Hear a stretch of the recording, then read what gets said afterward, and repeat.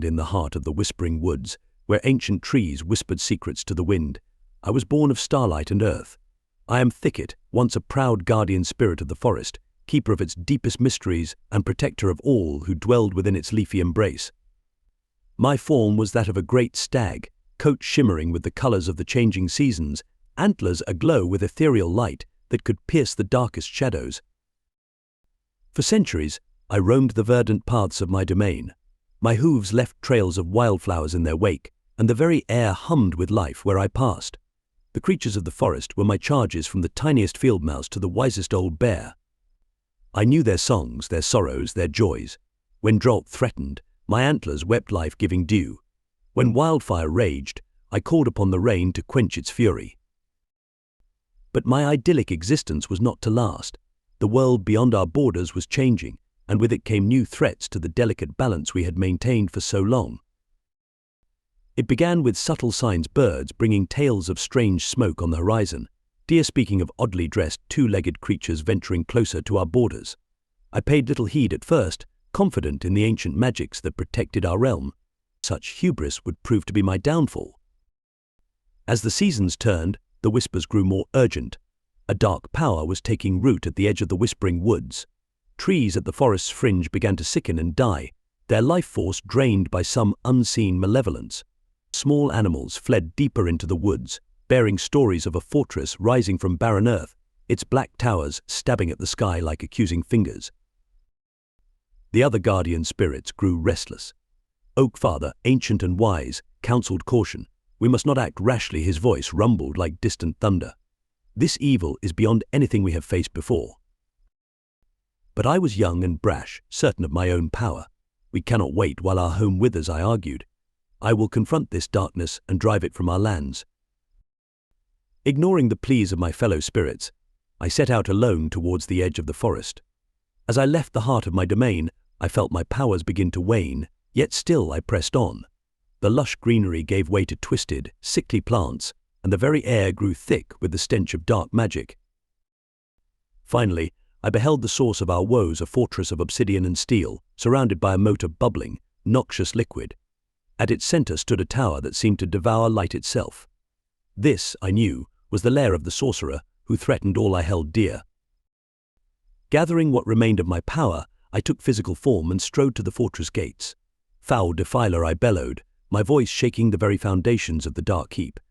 I am Thicket, guardian of the whispering woods. Leave these lands or face the wrath of nature itself. For a moment, all was silent. Then, a laugh echoed from the tower, a sound like breaking glass that set my fur on end. A figure appeared on the balcony above, cloaked in shadows that moved of their own accord.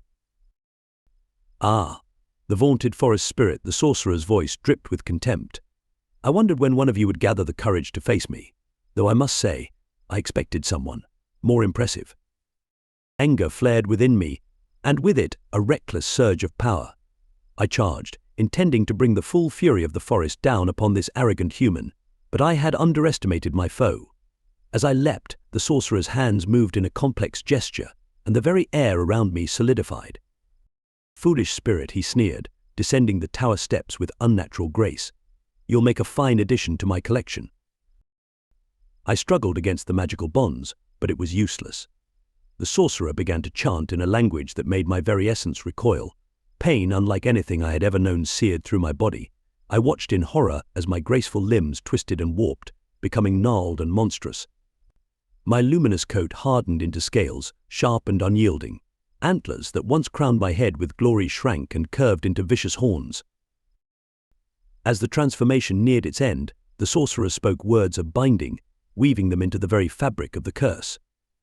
I felt my will, my very identity, being stripped away layer by layer. Welcome to your new life, beast, the sorcerer cackled, his eyes gleaming with triumph. You'll guard my treasures for eternity, a fitting fate for one so arrogant. Perhaps spending a few centuries as a monster will teach you humility. With a gesture, he opened a portal of swirling darkness beneath my feet. As I fell into the abyss, my last thoughts were of the forest I had failed, and the terrible fate that awaited those I had sworn to protect. I plummeted through suffocating blackness, finally crashing onto the cold stone floor of what would become my prison. As I lay there, My transformed body racked with pain, I heard the sorcerer's voice one final time. "Enjoy your stay in my dungeon. Guardian, your suffering has only just begun." Time lost all meaning in the perpetual gloom of the dungeon. Days blurred into years, years into decades. The dank darkness became my world, the cold stone my only companion. I, who once danced with moonbeams and conversed with ancient trees, was reduced to a creature of base instincts, hunger, rage, and the compulsion of the sorcerer's curse. My new form was a horror beyond imagining. Where once I had borne the majestic shape of a stag, I now slouched on misshapen limbs, my body a patchwork of scales, fur, and chitinous plates. Wicked claws tipped my fingers and toes, and a mouthful of fangs replaced my gentle herbivore's teeth.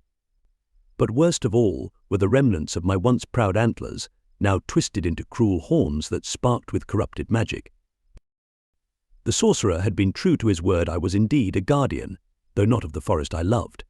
Instead, I was bound to protect his ill-gotten treasures, a mindless beast driven to attack any who dared enter my lair. And there were many who tried. I lost count of the would-be heroes who fell to my claws and fangs. Knights in shining armor, battle-hardened mercenaries, cunning rogues all met the same fate in the end. With each life I took, a piece of my old self died as well. The gentle spirit I had once been retreated further into the recesses of my mind, buried beneath layers of bestial instinct and magical compulsion. But I was not alone in this underground hell. Other creatures prowled the shadowy corridors, goblins with eyes that glowed in the dark, wraiths that wailed of ancient sorrows, and things far worse that defied description. We were all prisoners here, bound by dark magic to protect the sorcerer's wealth. Some, like the mindless skeletons that clattered through the halls, seemed content with their lot. Others, like the vampire who laired in the eastern wing, harbored bitter resentment, but were powerless against the curse that bound them. A few, driven mad by centuries of confinement, babbled endlessly to themselves in the darkness. I came to know my fellow captives, though our interactions were rarely peaceful. Territory was fiercely guarded, and the sorcerer's magic often drove us to fight amongst ourselves when there were no intruders to occupy our violent urges. Yet in rare moments of lucidity, I sensed a kinship with these other tortured souls. There was Grimclaw, a goblin chieftain who had once led his tribe in the mountains before being enslaved by the sorcerer. Though twisted by dark magic, he retained a cunning mind and often spoke of escape, though his plans never came to fruition. Whisper, a wraith who had once been a queen in a long-forgotten kingdom, drifted through the halls lamenting her fate. In quieter moments, she would share fragments of her mortal life, though the memories seemed to cause her great pain. And then there was the thing in the pit, a creature so ancient and terrible that even in my monstrous form, I dared not approach its lair. Its roars shook the very foundations of the dungeon, and the darkness around it seemed alive with malevolent purpose. As the years wore on, my moments of clarity grew fewer and farther between. The beast took over, driven by an insatiable hunger that no amount of flesh could sate. I became the monster that haunted adventurers' nightmares, a creature of shadow and savagery that knew no mercy. Yet in the deepest recesses of my corrupted mind, a tiny spark of my true self remained. In rare, quiet moments, I yearned for the forest, for the feel of soft earth beneath my hooves and the rustle of leaves overhead. I remembered the taste of cool, clear streams and the scent of wildflowers on the breeze. But these memories brought only pain, reminders of all I had lost through my own arrogance. Decades turned to centuries, and I resigned myself to an eternity of torment. The world above changed and evolved, but in the timeless dark of the dungeon, we remained unchanging, bound by ancient magic and forgotten by the realms of light. Then came the day when everything changed. A group of adventurers breached the dungeon's outer defenses, their voices echoing through corridors that had known only the sounds of suffering for so long. There was something different about these intruders, a sense of purpose that went beyond mere greed. As they drew nearer to my lair, I felt the familiar surge of rage and hunger. The curse demanded blood, and I had long since lost the will to resist its call. I readied myself for battle, my claws scraping against stone as I awaited my prey. But among the group was an elven druid, her eyes alight with an inner fire that spoke of ancient magics. As our paths crossed in my chamber of horrors, her gaze met mine. For a heartbeat, recognition flickered in those emerald depths. She saw beyond the monstrous exterior to the trapped spirit within. "This creature," she whispered, her voice cutting through the red haze of my fury, "it's not what it seems." Those simple words were the key that began to unlock the prison of my mind. For the first time in centuries, I felt the stirring of hope, and with it, the first trembling possibility of redemption. The druid's words sparked chaos in the chamber. Her companions, battle-hardened adventurers all, reacted with a flurry of drawn weapons and combat stances. Steel flashed in the flickering torchlight as they prepared to face what they perceived as a fearsome dungeon monster. I fought back on pure instinct, my cursed form lashing out with deadly precision. Claws raked across armor, fangs snapped at exposed flesh. The battle rage that had consumed me for centuries roared to life, drowning out all other thoughts. But the druid stood apart from the melee, her hands weaving intricate patterns in the air as she chanted in a language that stirred long-buried memories. Ancient syllables of power echoed off the stone walls, and I felt the sorcerer's magic waver for the first time in eons. As her spell took hold, the red haze of battle fury began to clear. For a brief, shining moment, I glimpsed my true self reflected in a pool of spilled blood on the floor. The sight of my former majesty, juxtaposed with the monstrous thing I'd become, gave me the strength to stay my claws, even as the compulsion screamed for me to attack. "Listen," I roared, my voice a guttural approximation of what it once was. "I am not your enemy." The adventurers hesitated, weapons still raised but no longer pressing the attack. Confusion and wariness warred on their faces as they struggled to reconcile the beast before them with my words. The druid stepped forward, her voice gentle but firm. "What are you, truly?" In halting words, I told them my story. Of the forest I once protected, of the curse that twisted me, of the long years of torment in the dungeon's depths. With each word, I felt the sorcerer's hold weaken further, allowing more of my true self to shine through. "We can help you," the druid said, hope shining in her eyes. "Our quest is to end the sorcerer's reign of terror. If we defeat him, surely your curse will be broken." I looked at the adventurers, these brave souls who dared to stand against the evil that had imprisoned me for so long. For the first time in an age, I felt something other than hunger and rage. I felt hope. "Lead the way," I growled, the words strange in my monstrous mouth. "It's time to end this nightmare." We began our ascent from the dungeon's depths, the druid using her magic to soothe the other creatures we encountered. Many, like me, seemed to regain a measure of their former selves in her presence. Some even joined our growing party, swelling our ranks with former victims of the sorcerer's cruelty. As we climbed higher, my excitement grew.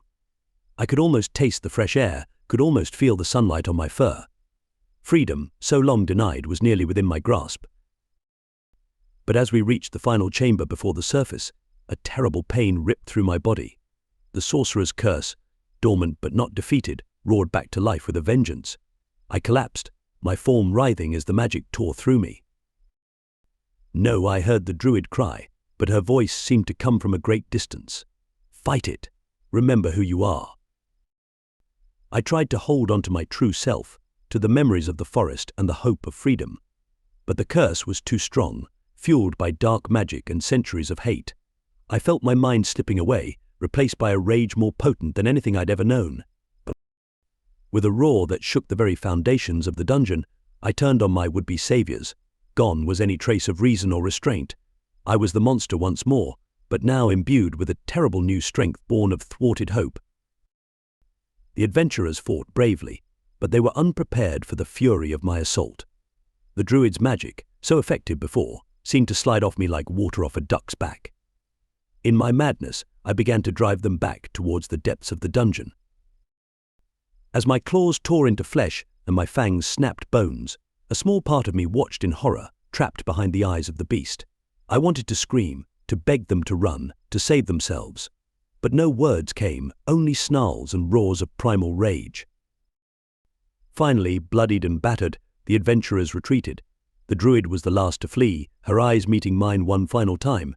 In them, I saw not fear or hatred, but a deep sadness and, was that pity? "We'll find a way," she called as she disappeared into the shadows. "This isn't over. We'll come back for you, I swear it." Then they were gone, and I was alone once more in the silence of the dungeon. Slowly, terribly, my mind began to clear. The rage subsided, leaving me to face the full horror of what I'd done. I had been so close. Freedom had been within my grasp, and I had thrown it away. Worse, I had attacked those who only sought to help me. The weight of my actions crashed down upon me, and for the first time in centuries I wept.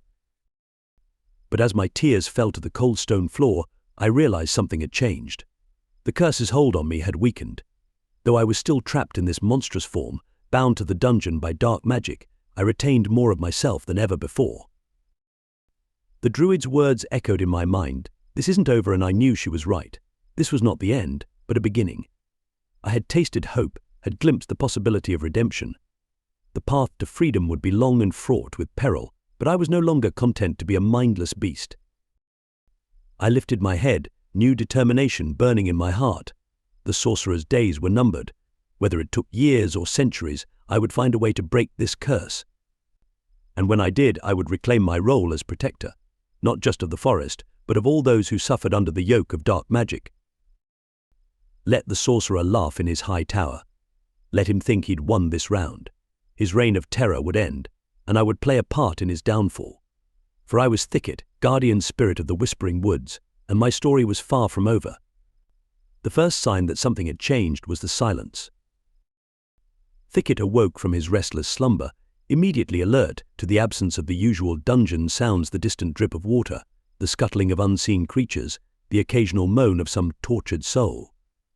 The air felt different too, charged with an energy that made his scales prickle and his twisted horns ache.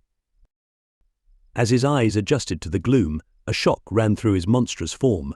His lair, a cavern he had known intimately for centuries, was wrong. The familiar stalactites that had hung from the ceiling like stone teeth were gone, replaced by smooth, almost polished rock. The pile of bones from his past victims, a grim trophy he'd both loathed and been compelled to maintain, had vanished without a trace. Thicket lumbered to his feet, claws scraping against what should have been rough stone, but now felt like marble. "What devilry is this?" he growled, his voice echoing strangely in the transformed space. A laugh, cold and cruel, reverberated through the chamber. The sorcerer's voice, dripping with malice, filled the air. "Ah, my pet. Did you think your little moment of defiance would go unpunished, you forced my hand beast? Let's see how you fare in a dungeon that shifts like the sands of time." The words faded, leaving Thicket alone in the unsettling silence once more. He moved cautiously towards where the entrance to his lair should have been, only to find a blank wall. Panic, an emotion he hadn't felt in ages, began to rise in his chest. He was trapped, sealed in by the sorcerer's magic. Just as claustrophobia threatened to overwhelm him, a section of the wall shimmered and became translucent. Beyond, Thicket could see a corridor he didn't recognize, twisting off into darkness. With no other choice, he stepped through the magical barrier. The new passageway was nothing like the dungeon he knew. Its walls were lined with strange, pulsing veins of crystal that emitted a sickly green light. The floor beneath his feet seemed to shift subtly with each step, as if it were alive. As Thicket rounded a corner, the green light flared brilliantly, momentarily blinding him. When his vision cleared, he found himself no longer in the corridor, but in a vast chamber he'd never seen before. And he wasn't alone. A group of adventurers stood before him, a knight in gleaming armor, a robed wizard, a lithe elven archer, and a burly dwarf. For a moment, Thicket felt a surge of hope. Had rescuers somehow breached the dungeon again? But something was wrong. Their eyes were vacant, their poses unnaturally still. As Thicket watched in growing horror, the figures flickered like images in a faulty magic lantern, and suddenly he knew. This wasn't real. At least, not anymore. The scene before him burst into motion. The knight charged, sword raised high. The wizard's hands crackled with arcane energy. The archer's bow twanged as arrows flew. And Thicket remembered. This had happened long ago. These adventurers had been real once. Brave souls who had ventured into his lair, seeking to end the terror of the dungeon. With sickening clarity, Thicket recalled what came next. His monstrous form moved of its own accord, reenacting events etched into the very fabric of his being. Claws raked through armor as if it were parchment. fangs sank into flesh. Bone-crushing blows shattered bodies. In moments, it was over.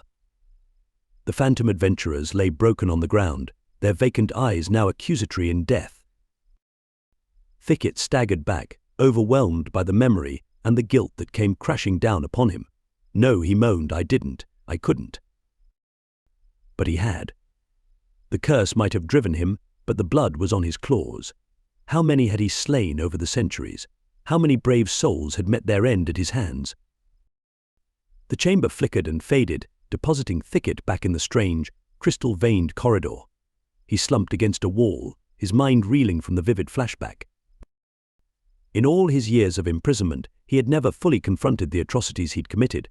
The curse had kept him in a state of perpetual bloodlust, never allowing him to dwell on his actions. But now, with his mind clearer than it had been in centuries, the weight of his deeds threatened to crush him. A distant roar snapped Thicket out of his spiral of guilt. It seemed he wasn't the only denizen struggling with the dungeon's transformation. The sorcerer's voice echoed once more through the corridors. The game has changed, my puppets. New rules, new playground. Adapt or be destroyed. Your move. Thicket pushed himself upright, a low growl rumbling in his chest. The sorcerer's game was cruel, but he wouldn't give in. Somehow, he would find a way through this shifting labyrinth of horrors. And perhaps, in facing the monsters of his past, he could finally begin to break the chains of his curse. But Thicket pressed on through the ever-changing corridors, his senses on high alert. The dungeon seemed to breathe around him, walls rippling like water, floors undulating beneath his feet. Each new chamber that materialized before him was a shock to his system, familiar yet distorted, like viewing his centuries-old prison through a warped mirror. As he entered a vast, cavernous space, the air shimmered, and Thicket found himself in what appeared to be an ancient temple. Crumbling pillars lined the walls, and at the far end stood a weathered altar. The scene tugged at the edges of his memory. Suddenly the temple came to life. Ghostly figures flickered into existence, men, women and children huddled in fear. They wore the simple garb of villagers, their faces etched with terror. An ethereal voice echoed through the chamber. Please, great beast. We seek sanctuary from the war above. We mean no harm. Thicket's blood ran cold. He remembered this day, centuries ago. A group of refugees had fled into the dungeon, seeking shelter from some long-forgotten conflict in the world above. Before he could react, Thicket felt the familiar, horrible surge of the curse taking control. His spectral past self burst into the temple, a whirlwind of claw and fang. The refugee screams filled the air as the massacre began. No, Thicket roared, trying to stop the unfolding memory. But he was forced to watch, reliving every moment of the slaughter. When it was over, the phantom Thicket stood amid a sea of broken bodies, his monstrous form splattered with blood. The scene faded, leaving Thicket trembling in the now empty chamber. I'm sorry, he whispered, though there was no one left to hear his apology. I couldn't stop myself, I couldn't. The sorcerer's mocking laughter filled the air. Ah, such delicious guilt. Do you see now, beast? This is what you are. This is all you'll ever be. Thicket snarled, fighting against the weight of his actions. No, he growled. I was not myself. Your curse. My curse, the sorcerer interrupted. Oh, but the potential for such cruelty was always within you. I merely unleashed it. The words struck Thicket like a physical blow. Could it be true? Was he always capable of such atrocities, curse or no curse? Before he could dwell on this, the chamber began to shift again. Thicket found himself in a twisting maze of mirrors, each reflecting a different moment from his blood-soaked past. In one, he saw himself tearing through a group of knights. In another, he stalked a lone adventurer through darkened corridors. Everywhere he turned, Thicket was confronted with the monster he had been. The monster part of him still was. The guilt was overwhelming, threatening to drag him into despair.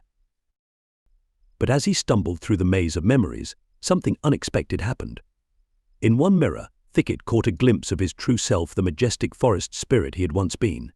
The image was fleeting, but it ignited a spark of hope within him. I was more than this, Thicket murmured. I can be more than this again. The sorcerer's voice returned, dripping with venom. Fool! You think you can change? You think you can escape what you've become?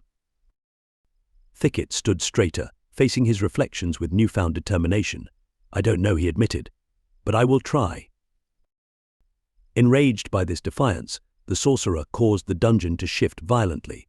Mirrors shattered, and the floor beneath Thicket's feet gave way.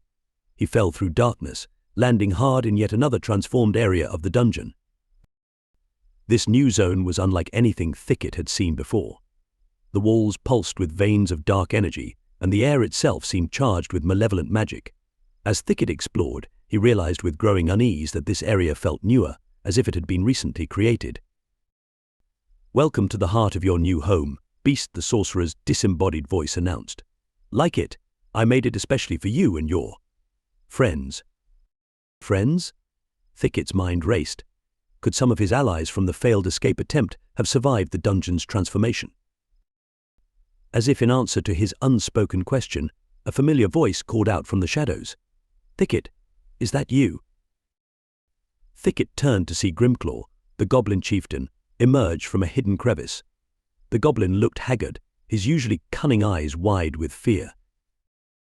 "What's happening?" Grimclaw hissed. "The dungeon, it's all wrong. And these visions?" Thicket nodded grimly. "The sorcerer is playing a new game. He's reshaping the dungeon and forcing us to relive our worst memories." Grimclaw shuddered. "I've seen terrible things, old friend. Things I'd rather forget."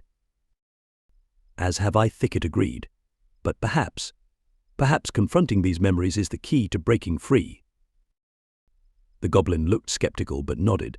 "So what do we do now?" Before Thicket could respond, the dungeon began to shift once more. The walls around them started to melt away, revealing a vast, otherworldly landscape beyond.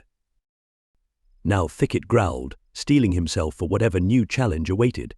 "Now we adapt, we survive, and somehow we find a way to end this nightmare once and for all." And together, Thicket and Grimclaw stepped into the unknown, the ever-changing labyrinth of the dungeon stretching endlessly before them. Thicket and Grimclaw trudged through the ever-shifting landscape of the dungeon, their unlikely alliance born of shared suffering and a desperate hope for freedom. The goblin chieftain's presence was a small comfort in the face of the horrors they encountered, a reminder that Thicket was not alone in his struggle against the sorcerer's cruel machinations. As they rounded a corner, the air shimmered and the corridor before them transformed. The pulsing veins of dark energy receded, replaced by familiar, moss-covered stone walls. Thicket's eyes widened in recognition. This is part of the old dungeon," he growled, his voice a mixture of surprise and suspicion. Grimclaw nodded, his sharp eyes darting about. "Aye, but why would the sorcerer leave it unchanged? It must be a trap." Thicket considered this, then shook his massive head. "Perhaps his control isn't as absolute as he'd have us believe. We should explore carefully." As they ventured deeper into this pocket of familiarity, they began to hear sounds, whispers, shuffling movements, the clinking of chains. Rounding another bend, they came upon a scene that made even Thicket's monstrous heart clench with emotion. A group of dungeon denizens huddled together in what appeared to be an old storage room.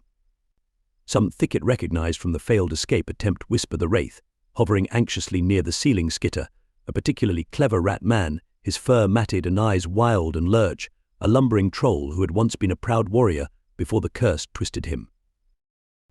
The assembled creatures recoiled at the sight of Thicket and Grimclaw, fear evident in their eyes. Thicket realized with a pang of guilt that they still saw him as the sorcerer's most fearsome enforcer. "Wait," he rumbled, trying to make his gravelly voice as unthreatening as possible. "We're not here to harm you. We're like you, trying to survive this new nightmare." Whisper drifted forward, her spectral form flickering with uncertainty. "The great beast speaks of survival, of nightmares. What trickery is this?" Grimclaw stepped forward, his goblin features set in a grim smile. "No trickery, spirit. The sorcerer's game has changed, and with it, so have we. Thicket here nearly broke free of the curse. That's why everything's gone topsy-turvy." A murmur ran through the gathered creatures. Skitter scampered closer, whiskers twitching. "Is it true? Can the curse be broken?" Thicket sighed, a sound like grinding stones. "I don't know, but I intend to find out. And I think I think we'll have a better chance if we work together." The next hour was spent in hurried conversation, each creature sharing what they knew of the dungeon's transformation. They spoke of new areas appearing and old ones vanishing, of maddening visions and memories best left forgotten. Through it all, Thicket listened, feeling the weight of leadership settle upon his twisted shoulders. As the impromptu council wound down, Lurch the Troll lumbered forward. "What we do now?" Bossy asked, looking to Thicket with a mixture of hope and fear. Thicket was taken aback by the title, but he squared his shoulders and addressed the group. "Now, we resist. We learn the patterns of this new dungeon. We watch each other's backs and keep our minds sharp against the sorcerer's illusions. And we look for a way to break this curse once and for all." A spark of determination ignited in the eyes of the gathered creatures. For the first time in centuries, they had a purpose beyond mere survival. As the group prepared to venture out into the unknown reaches of the transformed dungeon, Thicket pulled Grimclaw aside. "There's something I need to tell you," he rumbled. "Something I've been experiencing."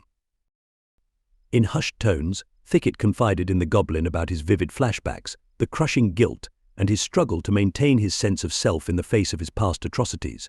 To his surprise, Grimclaw nodded in understanding.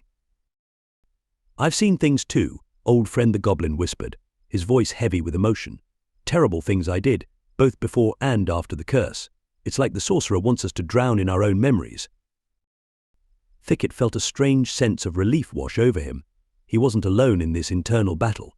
"How do you bear it?" he asked. Grimclaw's face hardened. "By remembering that while we can't change the past, we can shape the future. Every moment we resist, every act of kindness or courage, is a blow against the sorcerer and the monsters he made us become." Thicket nodded, feeling a newfound resolve steel his spirit. He turned to address the group once more, his voice ringing with determination. "Together, we'll unravel the secrets of this shifting labyrinth. We'll face our pasts, confront our guilt, and forge a new path. The sorcerer thinks he can break us with these visions, but he's wrong. Our memories, painful as they are, remind us of who we once were and who we can be again." A cheer went up from the assembled creatures, a sound that hadn't been heard in the dungeon for centuries. As it echoed through the corridors, Thicket could have sworn he felt the sorcerer's influence waver, just for a moment. The sorcerer's voice boomed through the dungeon, tinged with rage and perhaps a hint of fear. "You think your little rebellion changes anything? You are mine, now and forever." But as Thicket looked at the determined faces of his newfound allies, he felt something he hadn't experienced in a very long time: hope. "Come," he growled, leading the way out of their temporary sanctuary. "We have a labyrinth to conquer and a curse to break." And with that, the unlikely band of rebels ventured forth into the shifting corridors, ready to face whatever horrors the dungeon might conjure. The path ahead was uncertain, fraught with danger, and the ever-present risk of losing themselves to the curse once more. But for the first time in centuries, they faced it not as isolated monsters, but as a united force. The sorcerer's game had indeed changed, but perhaps not in the way he had intended. The ragtag band of rebels, led by Thicket, pushed deeper into the ever-shifting maze of the dungeon. Each step was a gamble, as familiar passages twisted into unknown territories and new horrors lurked around every corner. Yet they pressed on, bound by a shared determination to break free from the sorcerer's control. As they navigated the treacherous landscape, Thicket noticed a pattern emerging. No matter how randomly the dungeon seemed to reshape itself, certain paths always led them back to the newer sections, those pulsing with dark energy and malevolent magic. "There's something at the center of all this," Thicket growled to his companions. "A focal point for the sorcerer's power. If we can find it, we might be able to disrupt the curse." Whisper finished, her ethereal form shimmering with excitement. Guided by this revelation, the group began to purposefully navigate towards the heart of the transformed dungeon. The challenges grew more intense with each step. Illusions assaulted their senses, playing on their deepest fears and most painful memories. More than once, Thicket had to physically restrain allies lost in the throes of a particularly vivid vision. Finally, after what felt like an eternity of struggle, they emerged into a vast chamber unlike anything they had encountered before. The walls, floor, and ceiling were composed of a shifting, shadow-like substance that seemed to devour light. At the center of the room hovered a pulsating orb of pure darkness, crackling with eldritch energy. "By all the gods," Grimclaw whispered, his voice filled with awe and terror. "What is that thing?" Before Thicket could respond, the orb pulsed violently. Tendrils of dark energy lashed out, wrapping around each member of the group. Thicket roared in pain and defiance as he felt the familiar pull of the curse, stronger than ever before. And then the visions began. Thicket found himself reliving his most horrific memory, yet the massacre of the innocent refugees he had slaughtered centuries ago. But this time, it was different. He wasn't just watching the scene unfold, he was fully present, feeling every emotion, every cruel impulse, as if experiencing it for the first time. He felt the savage joy as his claws tore through flesh, heard the screams of the dying with perfect clarity. Worst of all, he felt the hunger, the insatiable desire to kill, to destroy, to give in fully to the monster he had become. "This is who you are," the sorcerer's voice echoed in his mind. "This is all you'll ever be. Embrace it, revel in it." For a moment, Thicket teetered on the brink of oblivion. The weight of his guilt, combined with the overwhelming sensations of the vision, threatened to shatter his sanity. He could feel his true self slipping away, the beast taking control. But then, cutting through the haze of blood and violence, he heard something else. Faint at first, but growing stronger, the voices of his companions. They were calling out to him, to each other, fighting against their own visions. "Thicket, don't let it take you. We believe in you, boss. Remember who you were, who you can be again." Their words were a lifeline, anchoring Thicket to his true self. With a monumental effort of will, he began to push back against the vision. "I am not just this," he growled. "I am more than my worst deeds. I am Thicket, guardian of the Whispering Woods, and I choose to be more." As Thicket rejected the vision, he felt something fundamental shift within him. The guilt that had been crushing him didn't disappear, but it transformed. Instead of a weight dragging him down, it became fuel for his determination to make amends, to do better. With a roar that shook the very foundations of the dungeon, Thicket broke free of the dark energy's grasp. As his vision cleared, he saw his companions doing the same, each overcoming their own personal demons. The sorcerer's enraged scream echoed through the chamber. "Impossible. You cannot resist me." But they had. Battered, shaken, but unbowed, Thicket and his allies stood before the pulsating orb of darkness. They had faced the very heart of the curse and emerged stronger for it. "It's time to end this," Thicket growled, his voice filled with newfound strength and purpose. "Together we can shatter this orb and break the sorcerer's hold over us." As one, the unlikely band of rebels moved towards the floating sphere, ready to strike at the source of their torment. The dungeon trembled around them, and the sorcerer's voice rose in a furious incantation. The final battle for their freedom was about to begin. Thicket met the eyes of each of his companions, seeing in them the same mix of fear, determination, and hope that he felt. Whatever the outcome, they would face it together. And in that moment of unity, facing the heart of the curse that had enslaved them for so long, Thicket felt truly free for the first time in centuries. "For our future," he roared, raising a clawed hand high. "For our redemption." And with that battle cry echoing through the chamber, they charged towards their destiny. The chamber trembled as Thicket and his allies charged towards the pulsating orb of darkness. The air crackled with conflicting energies, the sorcerer's malevolent magic clashing with the sheer willpower of the rebels. As they neared their target, the sorcerer's disembodied voice boomed through the chamber, equal parts fury and desperation. "You dare to challenge me? I, who gave you power beyond measure." Tendrils of shadow lashed out from the orb, attempting to ensnare the advancing group. Thicket roared in defiance, swatting away the dark energy with newfound strength. "You gave us nothing but torment and guilt," he bellowed. "No more." Beside him, his unlikely companions fought with equal determination. Whisper the Wraith phased through the shadowy attacks, her ethereal form disrupting the sorcerer's magic. Grimclaw's nimble goblin hands worked quickly, using purloined magical trinkets to create bursts of protective light. Lurch the troll used his massive bulk as a shield, allowing the smaller creatures to advance. But the sorcerer was not easily defeated. With a thunderous crack, the floor beneath them began to splinter and shift. The very walls of the chamber came alive, morphing into grotesque shapes that lunged at the rebels. "Fools," the sorcerer cackled. This dungeon is an extension of my will. You cannot hope to." His words were cut short as, to everyone's shock, Skitter the Rat Man leapt onto the orb itself. The clever creature had used the chaos of the battle to maneuver unnoticed. Now, Boss Skitter squeaked, his tiny claws scrabbling against the smooth surface of the sphere. "Hit it with everything you've got." Thicket didn't hesitate. Summoning every ounce of his strength, every shred of his true self that he'd reclaimed, he lunged at the orb. His massive claws, once instruments of mindless destruction, now struck with purpose. The moment Thicket made contact, a blinding light erupted from the point of impact. He felt a surge of energy course through him, ancient and familiar, the power of the forest he'd once protected. Visions flashed before his eyes, but not of violence and guilt. Instead, he saw sunlit glades, heard the whisper of wind through leaves, felt the pulse of life in the soil.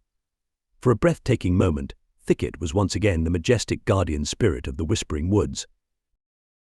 "No," the sorcerer's voice wailed, tinged with genuine fear. "This cannot be." The orb's surface began to crack, lines of golden light spreading across its darkness.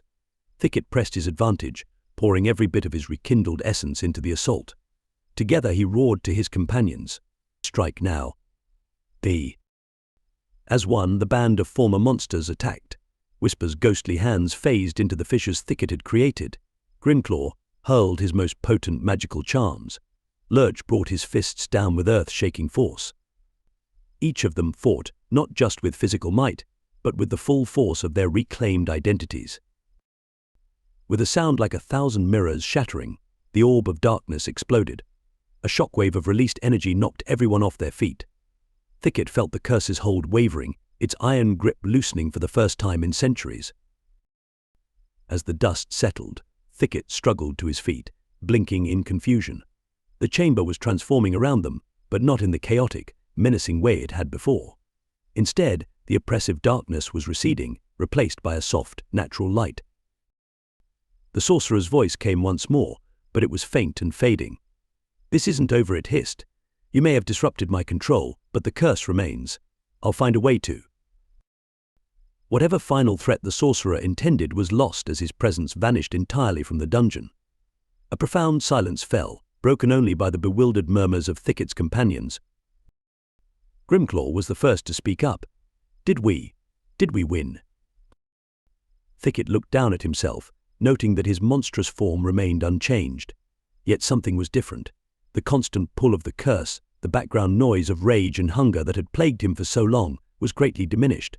"But not entirely," Thicket rumbled.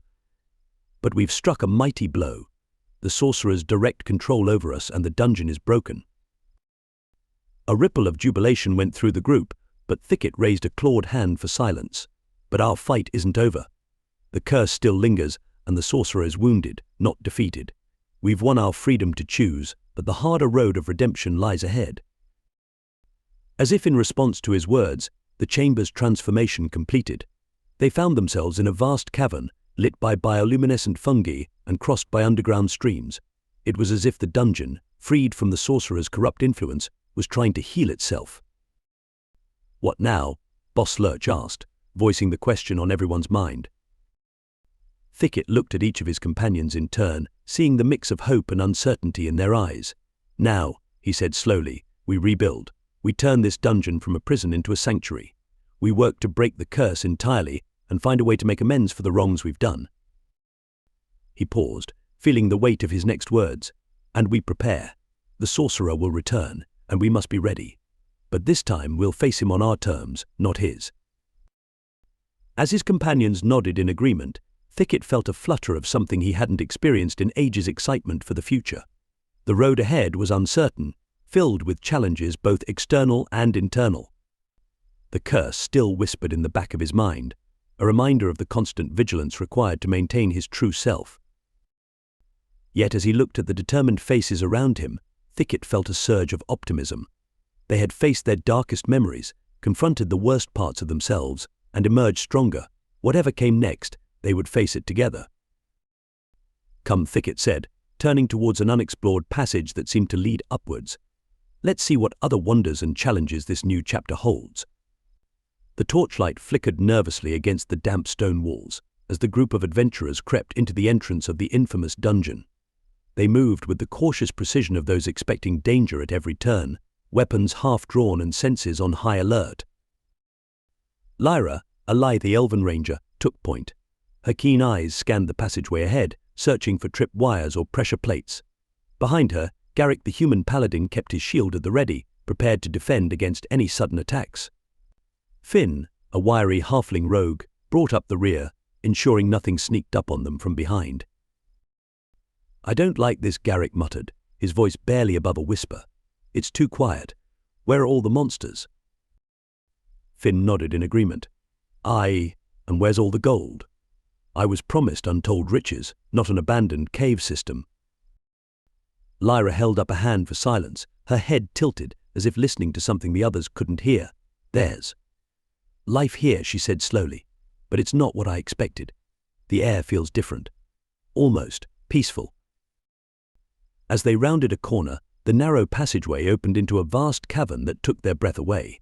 Instead of the dank, oppressive darkness they'd anticipated, they found themselves in an underground oasis. Bioluminescent fungi cast a soft, ethereal glow over everything.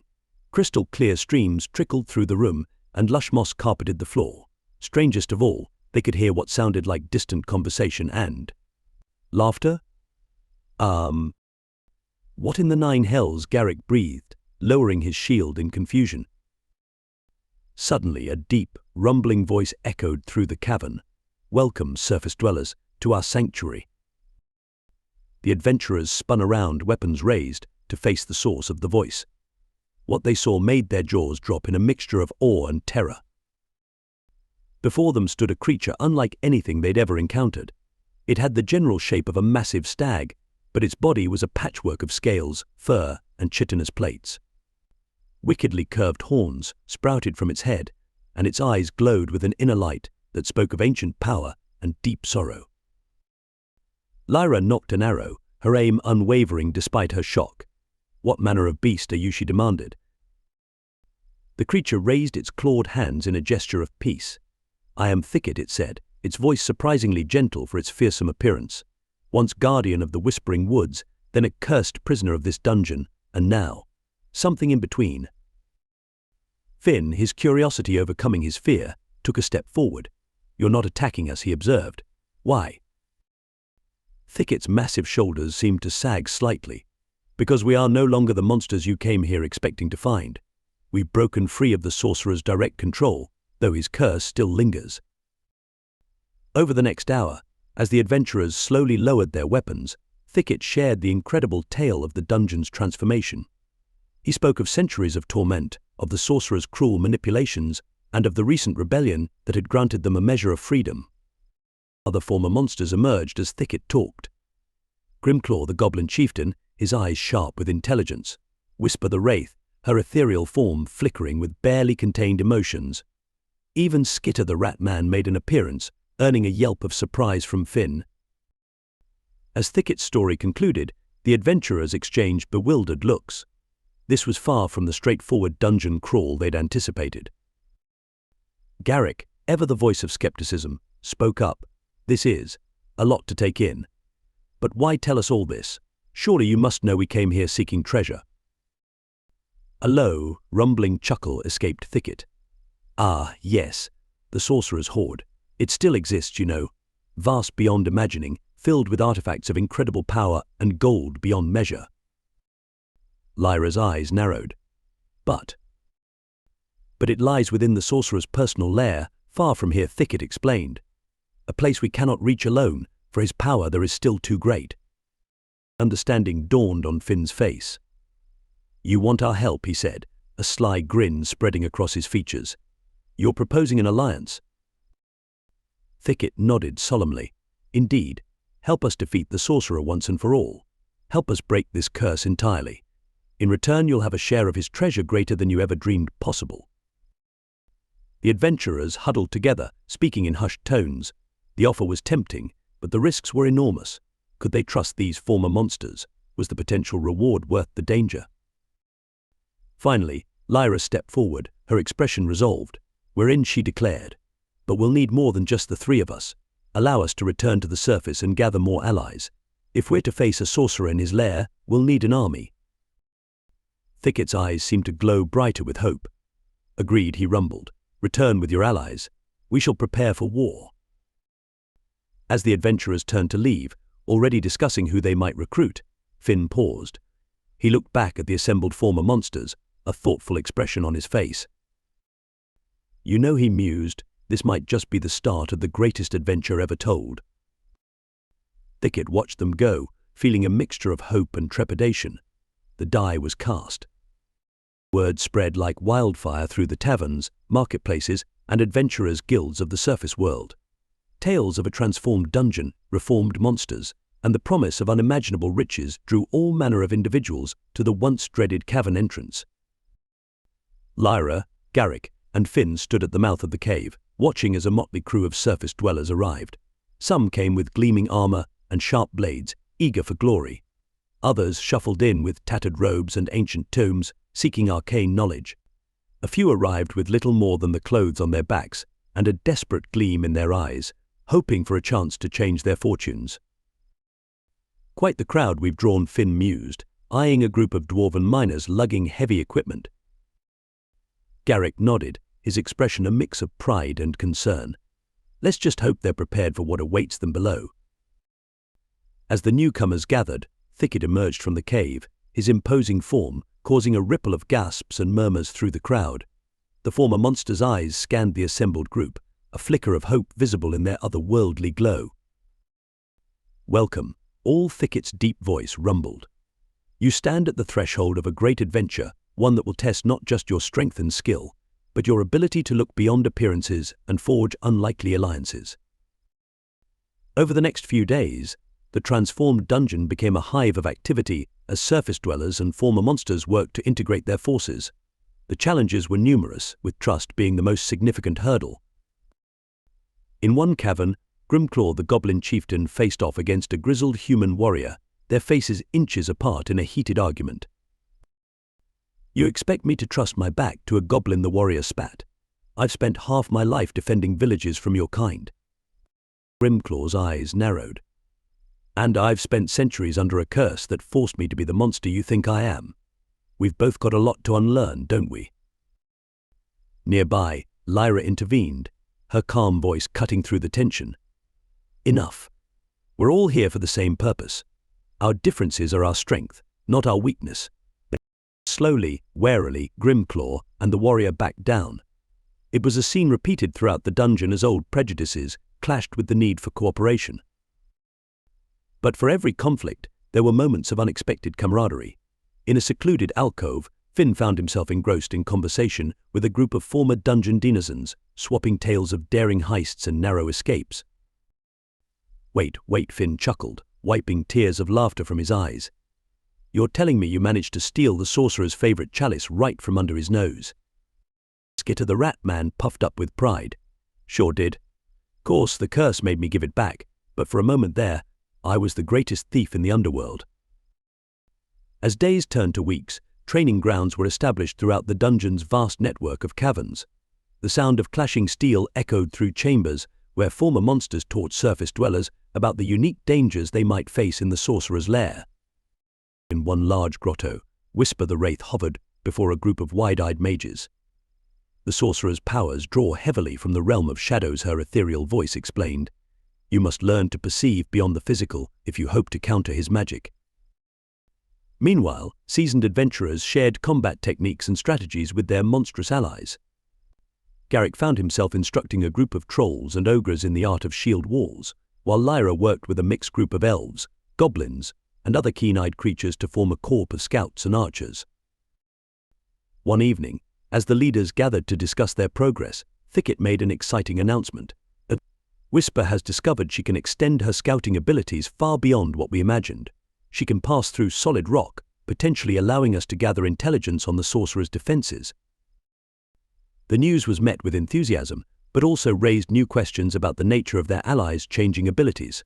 Were they truly breaking free of the curse, or was this all part of some larger, inscrutable plan?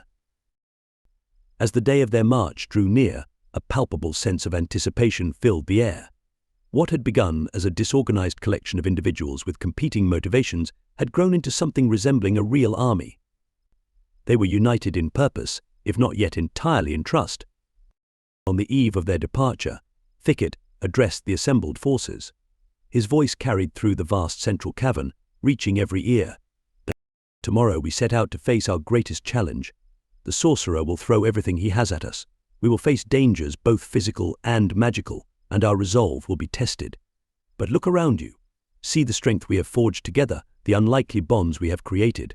It is that unity, that willingness to see beyond our differences, that will carry us to victory. A cheer went up from the crowd, a cacophony of human voices mingling with monstrous roars and otherworldly sounds. As the noise faded, replaced by the busy sounds of final preparations, Thicket turned to Lyra, Garrick, and Finn. "Thank you," he said softly. "Without you, none of this would have been possible." Lyra smiled, placing a hand on Thicket's massive shoulder. "We're all in this together now. Whatever comes, we face it as one." As night fell on the transformed dungeon, an army like no other prepared for sleep. Humans bedded down next to reformed monsters, dwarves shared rations with goblins, and mages of all species compared notes on spells. Tomorrow would bring challenges and dangers, but for now, there was a shared sense of purpose and the first fragile tendrils of true camaraderie. The march to the sorcerer's lair loomed, and with it, the promise of either glorious victory or catastrophic defeat. But one thing was certain: this unlikely alliance had already achieved something remarkable, bridging gaps that had seemed insurmountable mere weeks ago. The diverse army set out at dawn, their path illuminated by an eerie mixture of bioluminescent fungi and magical lights. Thicket took the lead, his massive form a beacon of determination. Flanking him were Lyra, her keen elven eyes scanning for danger, and Garrick, his armor gleaming with holy sigils of protection. As they ventured deeper into unexplored territories of the vast dungeon network, the transformed areas gave way to darker, more ominous passages. The air grew thick with an oppressive magic that set everyone on edge. "Something's not right," Grimclaw muttered, his goblin senses twitching. The stones themselves seemed to whisper warnings. No sooner had he spoken than the passage ahead shimmered and warped. The floor simply vanished, revealing a chasm that seemed to stretch into infinity. Otherworldly whispers echoed from its depths, promising both doom and temptation. Finn, who had been scouting ahead, skidded to a stop at the edge. "By all the gods," he breathed, peering into the abyss. "What manner of devilry is this?" Thicket's eyes narrowed as he studied the chasm. This is no natural formation. The sorcerer has begun to draw power from other realms. This pit likely leads to some shadow dimension. As the army halted at the edge of this unexpected obstacle, the air around them began to thicken and coalesce. Shadows gathered, twisting into grotesque shapes that were part darkness, part flesh. Eyes glowed with malevolent intelligence as the shadow creatures took form. "Defensive positions," Garrick bellowed, raising his shield as the first wave of shadow beasts attacked. The battle was chaotic and disorienting. Traditional weapons passed through some of the creatures harmlessly, while others proved vulnerable to steel. The mages in their ranks frantically leafed through spellbooks, searching for incantations that might prove effective against these otherworldly foes. Whisper the Wraith proved invaluable, her ethereal form able to disrupt the shadow creature's cohesion. "They're not fully of this world," she called out. Light and positive energy seemed to harm them most. Taking the cue, Garrick channeled divine energy through his sword, the blade bursting into radiant light. Each swing dispersed clusters of shadow beasts, buying time for the rest of the army to regroup and adapt their tactics. Lyra coordinated the archers, having them affix small magical lights to their arrows. "Aim for their eyes," she commanded. The air filled with streaks of light as enchanted arrows found their marks, causing shadow beasts to shriek and dissolve. In the midst of the fray, Thicket fought with primal fury, his antlers glowing with an inner light that repelled the shadows. Yet even as he battled, he felt a disturbing resonance with these creatures. The curse within him stirred, recognizing a kindred darkness. As the tide of battle began to turn in their favor, a bone-chilling roar echoed from the chasm. A massive tentacle of pure shadow lashed out, wrapping around several fighters and dragging them towards the pit. No, Thicket bellowed, charging towards the edge. but he knew he wouldn't make it in time. It was Lurch, the reformed troll, who acted fastest. With a bellow of his own, he grabbed the shadow tentacle, his immense strength halting its retreat. "Go," he shouted to the ensnared fighters. "I'll hold it." One by one, the captured allies cut themselves free, scrambling to safety, but the tentacle's grip on Lurch tightened, pulling him ever closer to the chasm's edge. Grimclaw and Finn rushed to help, but Lurch shook his head. "Too late for me," he grunted. "But I go on my own terms." For freedom, with a final roar of defiance, Lurch hurled himself into the pit, taking the shadow entity with him. A moment of stunned silence fell over the battlefield as Lurch's sacrifice registered. Then, with renewed determination, the army rallied, driving back the remaining shadow beasts.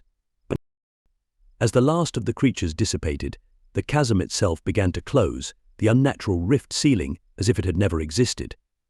The army regrouped, tending to their wounded and taking stock of their losses. Thicket approached the spot where Lurch had fallen, his head bowed in respect. "He was the best of us," he rumbled. "A true example of how we can change, how we can choose to be more than what the curse made us." Lyra placed a comforting hand on Thicket's flank. "His sacrifice won't be in vain. We'll make sure of it." As the army prepared to press on, there was a newfound gravity to their mission. They had faced their first true test and emerged victorious, but at a cost. The bonds between former monsters and surface dwellers, forged in the heat of battle, were stronger now. They were no longer separate factions, but a unified force. Garrick addressed the troops, his voice carrying authority and compassion. "What we faced here was but a taste of what's to come. The sorcerer has indeed made pacts with dark powers, expanding his influence, but remember this: where there is shadow, there must also be light, and we carry that light within us, in our unity, in our determination to right the wrongs of the past." As they moved deeper into hostile territory, the army remained vigilant, knowing that each step brought them closer to their ultimate confrontation with the sorcerer. The path ahead was fraught with danger, but they marched on, their resolve hardened by the trials they had faced and the sacrifices of their comrades. Thicket, leading the way once more, felt the weight of leadership heavy upon him. The stirring of the curse during the battle had shaken him, a reminder of the darkness he still carried within. But looking back at the determined faces of his allies, monster and human alike, he found strength. Whatever challenges lay ahead, they would face them together. The sorcerer's lair awaited, and with it, the final battle that would determine the fate of not just the dungeon, but perhaps the entire realm. The perilous march continued, each step bringing them closer to destiny. The army's advance slowed as they delved deeper into the sorcerer's domain. The very air seemed to resist their progress, thick with malevolent magic that clung to them like a second skin. Shadows danced at the edge of their vision, always just out of reach, watching and waiting. Thicket led the way, his massive form cutting a path through the gloom. But with each step, he felt the pull of the curse strengthening. Dark whispers tugged at the edges of his mind, urging him to give in, to embrace the monster he once was. Thicket, Lyra's voice cut through his inner turmoil. "Are you all right?" He shook his massive head, trying to clear it.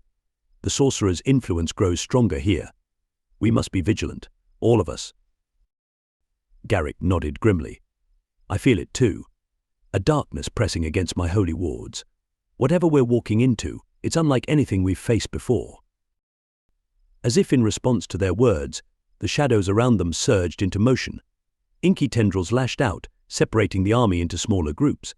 Panic spread as allies found themselves cut off from one another, fighting back to back against an enemy that seemed to be everywhere and nowhere at once.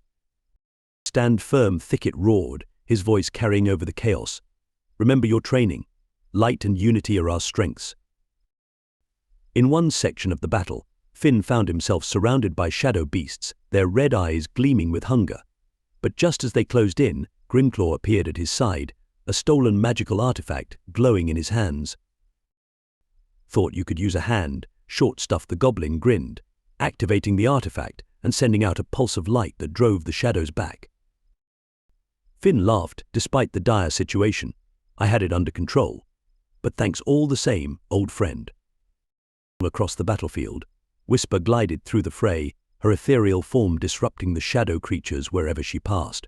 She called out warnings and tactical advice, her scouting abilities proving invaluable in the chaotic melee. For hours, the battle raged. The army fought with everything they had, their unlikely brotherhood forged in combat growing stronger with each challenge overcome. Slowly, they began to push back the tide of darkness, regrouping and reclaiming lost ground. As the last of the shadow beasts dissipated, a moment of eerie calm settled over the battered army, but their relief was short-lived. A scream of betrayal cut through the air. All eyes turned to see one of the human mages, a quiet man who had joined them from a surface village, standing with hands raised in mystic gesture. Around him, a vortex of dark energy swirled. "Fool," he cackled, his voice distorted and inhuman. "Did you really think the sorcerer would leave his lair unguarded? I've been his eyes and ears from the beginning." Before anyone could react, the traitor unleashed a blast of shadow magic. Thicket, caught off guard, took the full brunt of the attack. He roared in pain as the curse within him resonated with the dark energy, threatening to overwhelm his hard-won self-control. Thicket Lyra cried out, nocking an arrow and taking aim at the traitor. But it was Garrick who reached him first, his holy sword cleaving through the vortex of shadows. The spy's eyes widened in shock as the paladin's blade found its mark. This isn't over," he gasped. "The sorcerer, he's made deals you can't even imagine. All the powers of the underworld stand with him."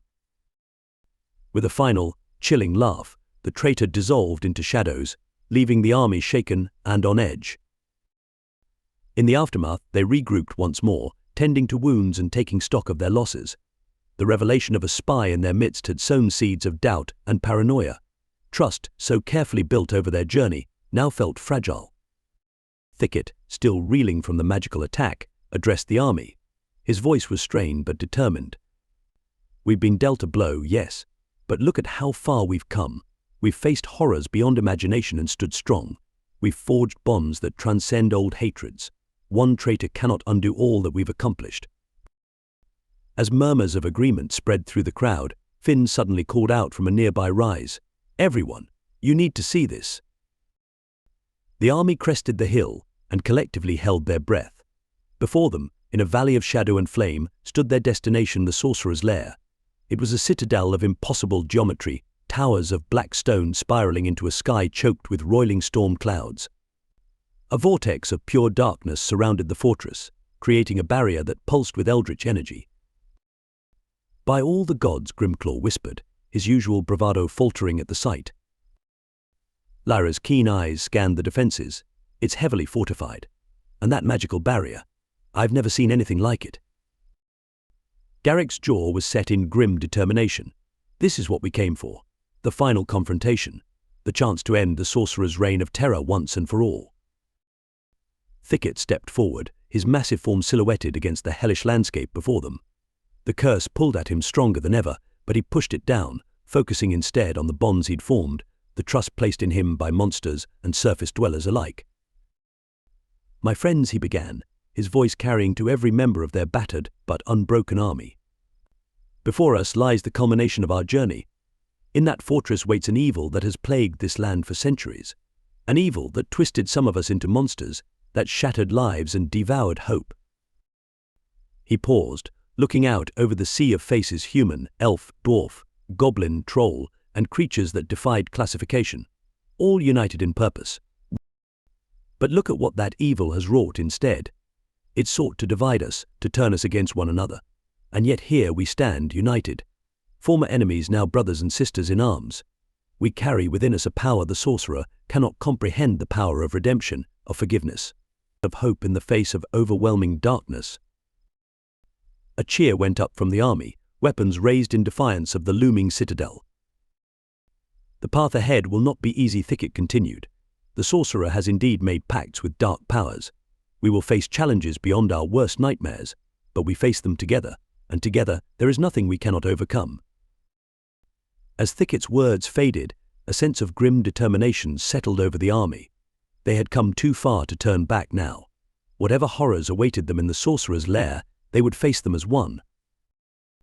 Lyra stepped up beside Thicket, her bow at the ready. Garrick flanked his other side, holy sword gleaming. Finn, Grimclaw, Whisper, and countless others fell into formation behind them. For redemption, Thicket growled. For freedom, Lyra added.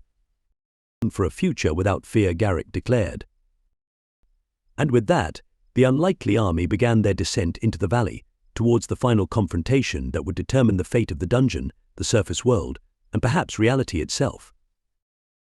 The sorcerer's citadel loomed before them, a challenge and a promise. Within its twisted walls lay either glorious victory or utter destruction. But whatever the outcome, the united force of former monsters and surface dwellers had already achieved something remarkable. They had proven that even in the darkest of places, hope could flourish, and the bonds of friendship could overcome centuries of hatred and fear. The pre-dawn air crackled with tension as Thicket surveyed the assembled army from a rocky outcrop. Behind him loomed the sorcerer's citadel, a twisted monument of black stone and writhing shadows that seemed to devour the very light around it. The vortex of darkness surrounding the fortress pulsed ominously, as if aware of the impending assault. Thicket's gaze swept over the diverse forces arrayed before him. Humans stood shoulder to shoulder with reformed monsters, united in purpose if not in form. Elven archers nocked arrows tipped with magical light, while dwarven siege engineers made last-minute adjustments to their arcane weaponry. In the air, griffin riders circled restlessly, awaiting the signal to attack. Lyra approached, her face set in grim determination. The scouts have returned. The citadel's outer defenses are even more formidable than we anticipated. Thicket nodded, unsurprised. The sorcerer has had centuries to prepare. We knew this wouldn't be easy. But Garrick joined them, his armor gleaming with holy sigils. Easy or not, it ends today, one way or another. A low rumble of thunder rolled across the sky, and Thicket felt the curse within him stir in response. He pushed it down, focusing instead on the faces of his companions, on the trust they'd placed in him. It's time, he growled. Signal the attack. War horns blared across the valley, their call echoed by roars, shouts, and battle cries from 1,000 throats. As one, the army surged forward towards the citadel.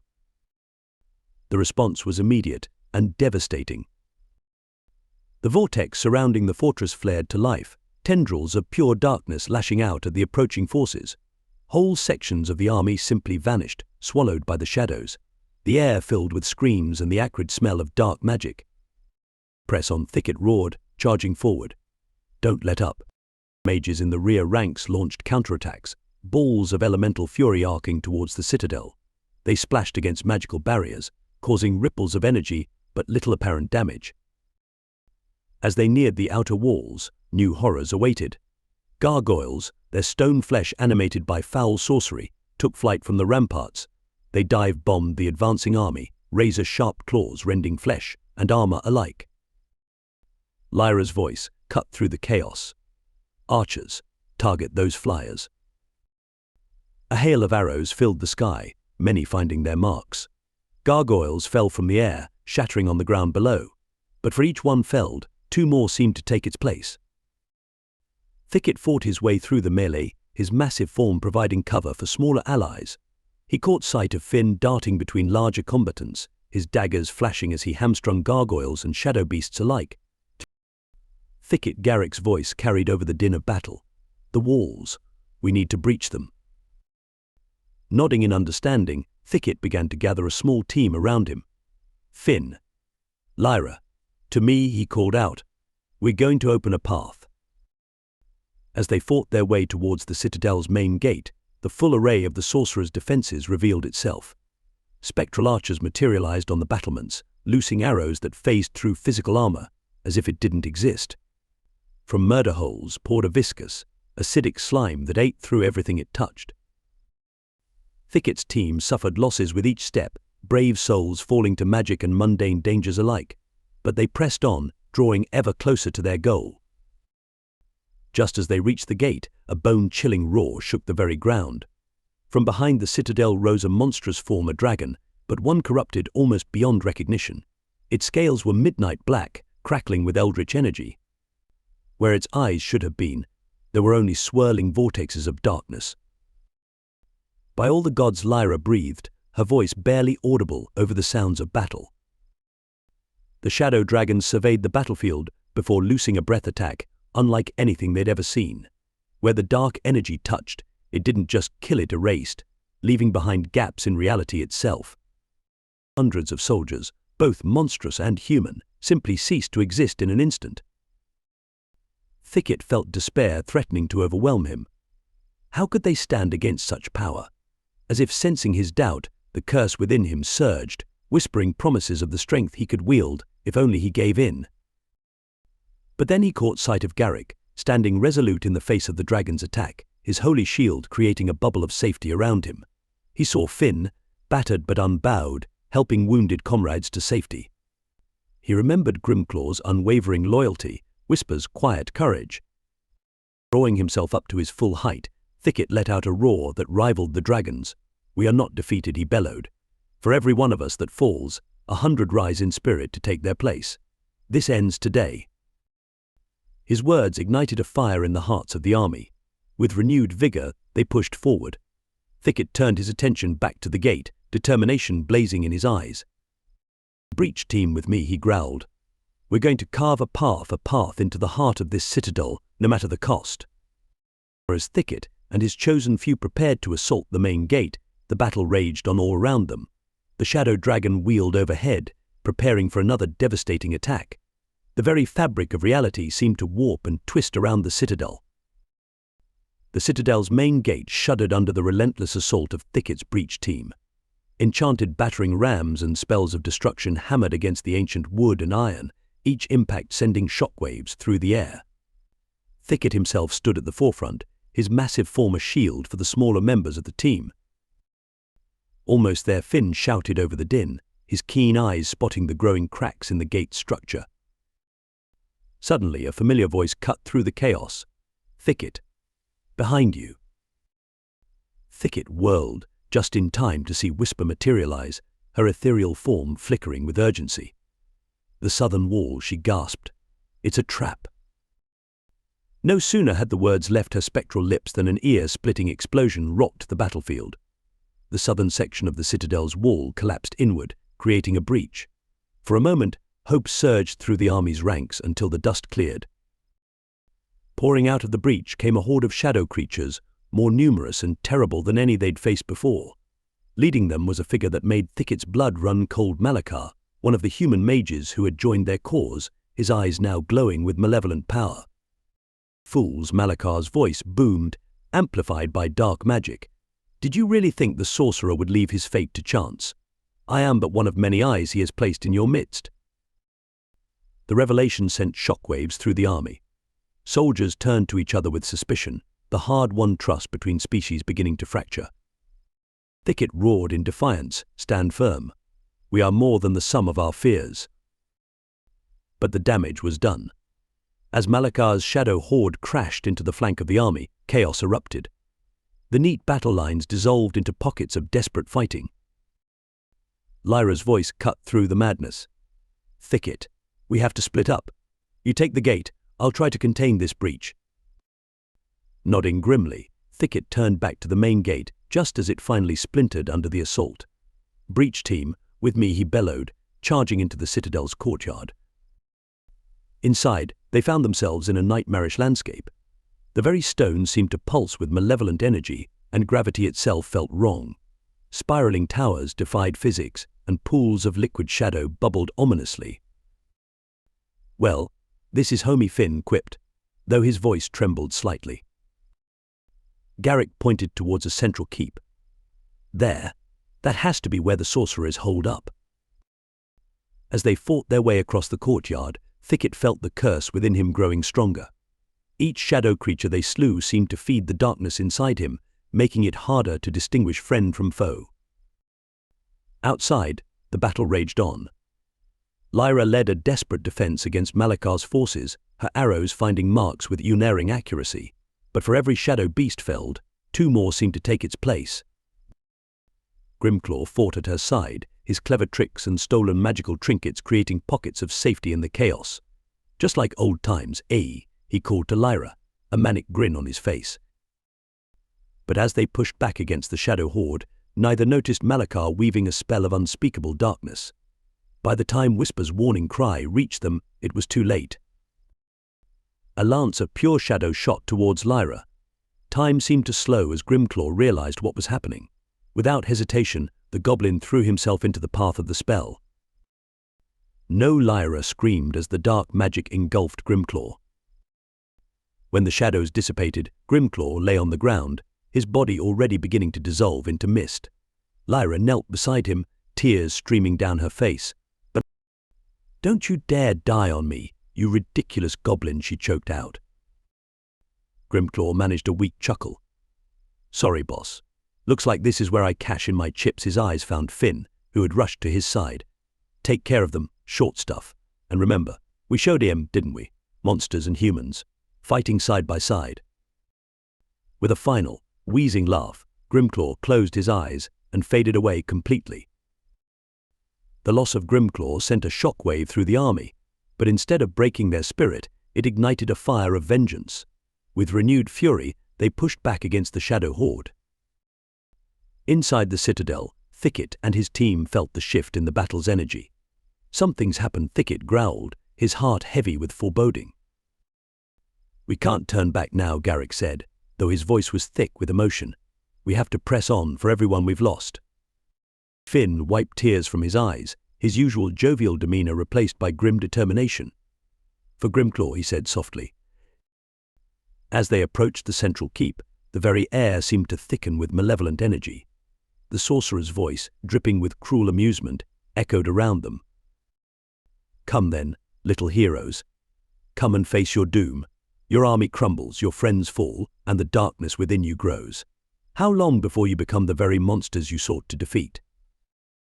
Thicket felt the curse surge within him, stronger than ever. But as he looked at his companions battered, grieving, yet unbowed, he found the strength to push it back once more. "We're coming for you, sorcerer," he growled, "and we're bringing the light with us." With that, Thicket and his team steeled themselves for the final push into the heart of the citadel. Thicket, Garrick, and Finn fought their way through the twisting corridors of the central keep, each step bringing them closer to the source of the evil that had plagued their world for centuries. The walls seemed to pulse with malevolent energy, and whispers of temptation and despair echoed in their minds. "Anyone else feel like the architecture is trying to digest you?" as Finn quipped, his humor a thin veneer over his fear. Garrick's holy sword glowed brightly, creating a bubble of light in the oppressive darkness. "Stay close," he warned. "The sorcerer's power is strongest here. We must not let our guards down." As they ascended a spiraling staircase, the air grew thick and heavy, making each breath a struggle. Thicket felt the curse within him writhing, yearning to break free. He gritted his teeth, focusing on the faces of his friends, on the memory of Grimclaw's sacrifice, to keep the darkness at bay. Finally, they reached a massive set of obsidian doors, etched with runes of power that hurt the eyes to look upon. With a shared nod of determination, they pushed the doors open and stepped into the sorcerer's throne room. The chamber that greeted them defied comprehension. It seemed to exist in multiple dimensions at once, with sections of the floor and ceiling phasing in and out of reality. At the center stood the sorcerer himself, a figure of shadow and crackling energy, hovering before a swirling vortex of cosmic power. "Ah, the would-be heroes arrive at last," the sorcerer's voice reverberated through their very souls. "How kind of you to deliver yourselves to me." Thicket stepped forward, his massive form tense with barely contained fury. "Your reign of terror ends here, sorcerer. We've come to put an end to your evil once and for all." The sorcerer laughed, a sound that sent shivers down their spines. "End me, foolish creatures. I am beyond ending. In fact, I'm on the verge of a new beginning for all reality." With a grand gesture, the sorcerer expanded the vortex behind him. Through it, they could see glimpses of other worlds, of realms of pure shadow and chaos. "Behold the culmination of centuries of work," the sorcerer crowed. "A rift between dimensions, between the world of light and the realm of shadows. Soon, I shall merge them, recreating all of existence in my image." The implications of the sorcerer's plan hit them like a physical blow. This wasn't just about their dungeon, or even their world. The fate of all reality hung in the balance. "We won't let that happen," Garrick declared, raising his holy sword. The sorcerer's form seemed to grow, filling the chamber with his presence. "You have no choice in the matter. The merging has already begun." As if in response to his words, the rift pulsed, sending out waves of dark energy. Reality itself seemed to warp around them. Finn stumbled, his form flickering as if he were being pulled in multiple directions at once. Finn Thicket reached out to steady his friend, only to find his own body beginning to shift and change. The curse within him roared to life, fed by the cosmic energies flooding the chamber. Garrick raised his shield, creating a bubble of holy energy around them. "Fight it," he shouted. "We can't let him win."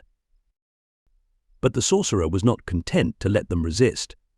With a wave of his hand, he summoned shadows that took the forms of their greatest fears and regrets.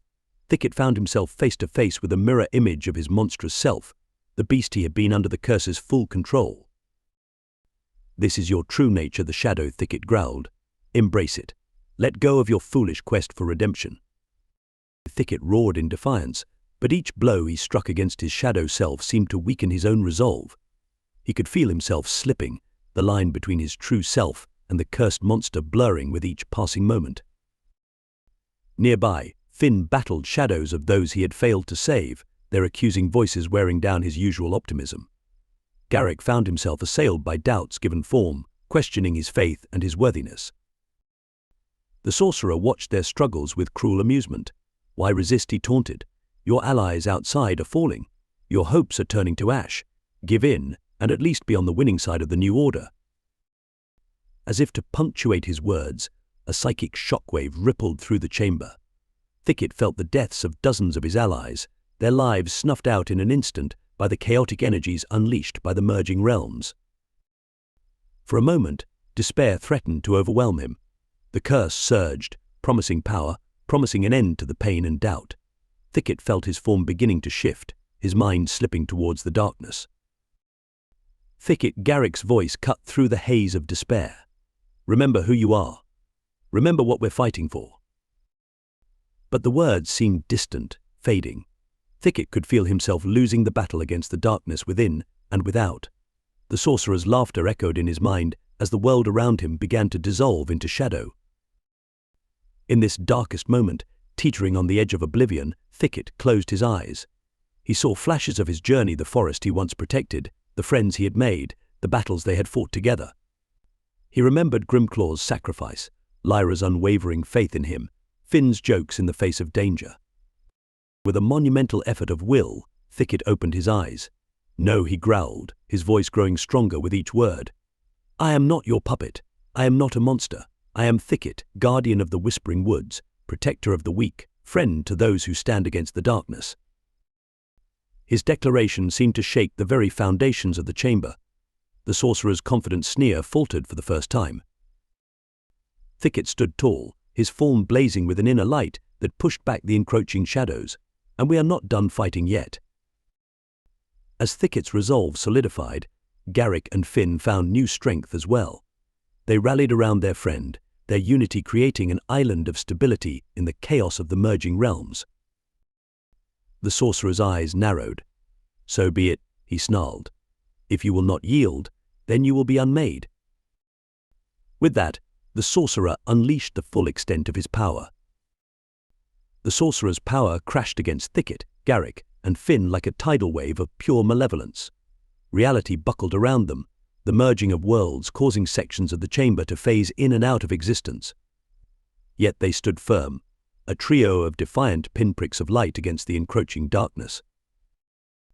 "You cannot hope to stand against the power of two realms," the sorcerer roared, his form swelling to fill the chamber. Thicket gritted his teeth, feeling the strain of holding back both the sorcerer's attack and his own inner darkness. "We will not yield," he growled, each word a battle in itself. Just as it seemed their resistance would crumble, a familiar voice echoed through the chaos. "You are not alone, old friend." A spectral form materialized beside Thicket Grimclaw, the brave goblin who had sacrificed himself earlier in the battle. His ethereal presence seemed to strengthen Thicket, easing the burden of the curse. Grimclaw, Finn gasped, his eyes wide with disbelief. More spirits appeared, surrounding the embattled heroes. Lurch, the troll who had fallen into the shadow pit. Whisper, her form more solid than it had been in life. countless others who had given their lives in the battle against the sorcerer's forces. "We stand with you," Lurch rumbled, his massive spectral form interposing itself between the heroes and a blast of shadow energy. "Our fight did not end with our deaths," Whisper added, her voice carrying a strength it had never possessed in life.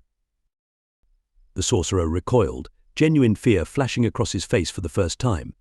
"Impossible. The dead cannot interfere." "You should know better than anyone," Grimclaw's spirit taunted, "that the rules change when worlds collide." Bolstered by the support of their fallen comrades, Thicket and his friends found new reserves of strength.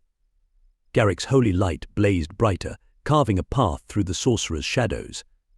Finn moved with preternatural speed, striking at weak points in the sorcerer's defenses that only his keen eyes could spot. Outside the chamber, the tide of battle began to turn. Lyra, hearing Grimclaw's voice on the wind, rallied the surviving forces with renewed vigor. "Push forward," she cried, her arrows finding marks with uncanny accuracy. "They need us." Back in the heart of the citadel, Thicket felt a surge of connection with the natural world he had once protected. Drawing on this power, he began to push back against the sorcerer's cosmic rift. "No," the sorcerer shrieked, redoubling his efforts to complete the merging of realms. "I will not be denied." As the battle raged on multiple fronts, a group of mages who had survived the initial onslaught began a desperate ritual. Led by an elderly wizard named Eloin, they gathered at the base of the citadel, channeling every ounce of their remaining power.